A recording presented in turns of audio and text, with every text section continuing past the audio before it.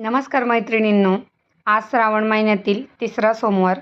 तर सकाळी लवकर घरात उठून सगळं घर स्वच्छ करून घेतलं, रांगोळी वगैरे झाली. त्यानंतर मंदिर सगळं स्वच्छ करून घेतलं, छान पूजाही झाली. मस्त धूप, अगरबत्ती आणि कपूरचा छान सुगंध घरामध्ये पसरला होता आणि दिवाबत्ती झाल्यावर खूपच प्रसन्न वाटते घरामध्ये.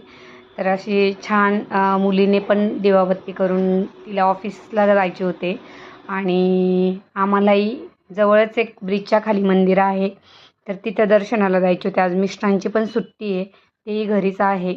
त्यामुळे मग छोटी मुलगी गेली होती स्कूलमध्ये, मोठीचंही दिवाबत्ती वगैरे आवरून ती गेली ऑफिसला आणि आता आम्ही निघालो आहे मंदिराच्या. ब्रिज खाली मंदिर आहे तिकडं, पण रोड खूपच खराब होता. तिथं पोचल्यावर आम्हाला भेटलं एक खेकड, तर तुम्हाला तो दाखवला आहे. अगदी छोटासा पिल्लू आहे.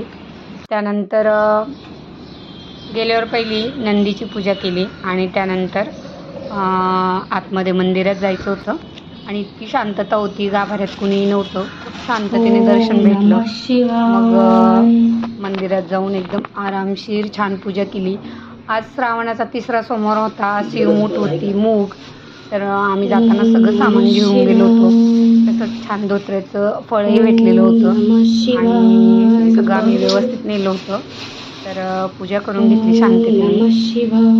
माझे मिस्टरही सोबत होते, आम्ही स्कूटीवरच गेलो होतो कारण घरापासून बरंच दूर येते मंदिर आणि बाकीच्या घरात कामंही होते. परत छोट्या मुलीला स्कूलमध्ये घ्यायलाही जायचं होतं. तर अशा रीतीने छान पूजा केली. त्यानंतर थोडंसं ध्यानस्थ होऊन जपही केला. ओम नमः शिवाय. आज शिवाची मूठ होती मुगाची. ओम नमः शिवाय. ओम नमः शिवाय. ओम नमः शिवाय.